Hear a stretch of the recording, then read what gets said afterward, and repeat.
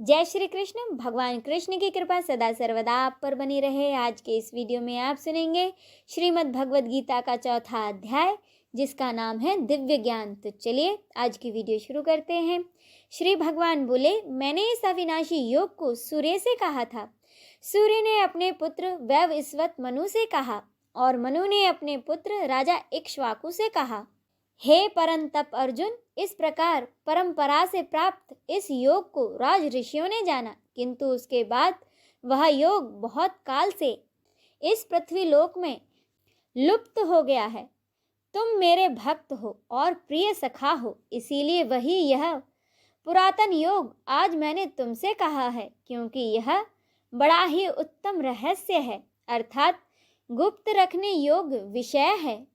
अर्जुन बोले, आपका जन्म तो अभी हाल का ही है और सूर्य का जन्म तो बहुत पुराना है, अर्थात कल्प के आदि में हो चुका था।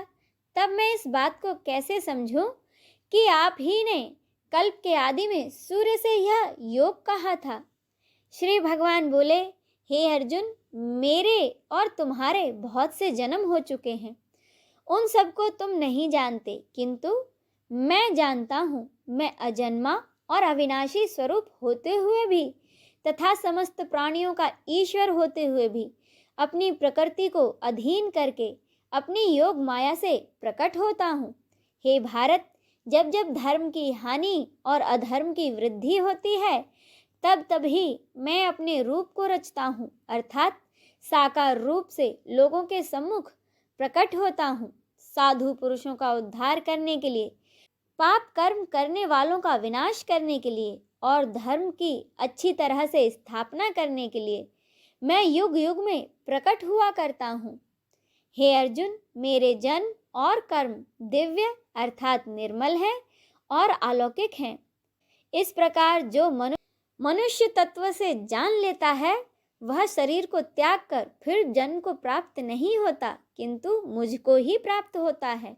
पहले भी जिनके राग, भय और क्रोध सर्वथा नष्ट हो गए थे और जो मुझ में अनन्य प्रेम पूर्वक स्थित रहते थे, ऐसे मेरे आश्रित रहने वाले बहुत से भक्त ऊपरयुक्त ज्ञान रूप तप से पवित्र होकर मेरे स्वरूप को प्राप्त हो चुके हैं। हे अर्जुन, जो भक्त मुझे जिस प्रकार भजते हैं, मैं भी उनको उसी प्रकार भजता हूँ, क्योंकि सभी मनुष्य सब प्रकार से मेरे ही मार्ग का अनुसरण करते हैं। इस मनुष्य लोक में कर्मों के फल को चाहने वाले लोग देवताओं का पूजन किया करते हैं, क्योंकि उनको कर्मों से उत्पन्न होने वाली सिद्धि शीघ्र मिल जाती है। ब्राह्मण, क्षत्रिय, वैश्य और शूद्र, इन चार वर्णों का समूह गुण और कर्मों के विभाग पूर्वक मेरे द्वारा रचा गया है। इस प्रकार उस सृष्टि रचना आदि कर्म का कर्ता होने पर भी मुझ अविनाशी परमेश्वर को तुम वास्तव में अकर्ता ही जानो। कर्मों के फल मेरी स्पृहा नहीं है, इसीलिए मुझे कर्म लिप्त नहीं करते। इस प्रकार जो मुझे तत्व से जान लेता है, वह भी कर्मों से नहीं बंधता।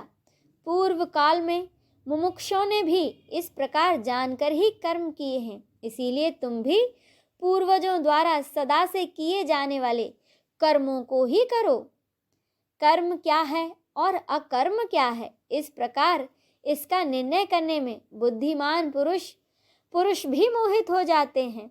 इसीलिए वह कर्म तत्व मैं तुम्हें भली भांति समझाकर कहूँगा, जिसे जानकर तुम अशुभ से अर्थात कर्म बंधन से मुक्त हो जाओगे। कर्म का स्वरूप भी जानना चाहिए और अकर्मण का स्वरूप भी जानना चाहिए तथा विकर्म का स्वरूप भी जानना चाहिए, क्योंकि कर्म की गति गहन है।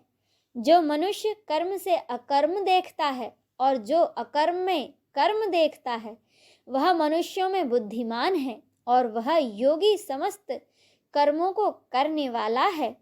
जिसके संपूर्ण शास्त्र मत कर्म बिना कामना और संकल्प के होते हैं तथा जिसके समस्त कर्म ज्ञान रूप अग्नि द्वारा भस्म हो गए हैं, उस महापुरुष को ज्ञानी जन भी पंडित कहते हैं।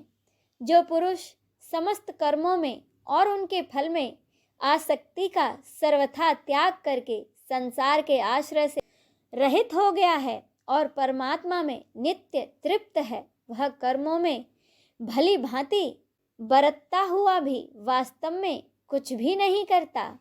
जिसका अंतःकरण और इंद्रियों सहित शरीर जीता हुआ है और जिसने समस्त भोगों की सामग्री का परित्याग कर दिया है, ऐसा आशा रहित पुरुष केवल शरीर संबंधी कर्म करता हुआ भी पापों को नहीं करता।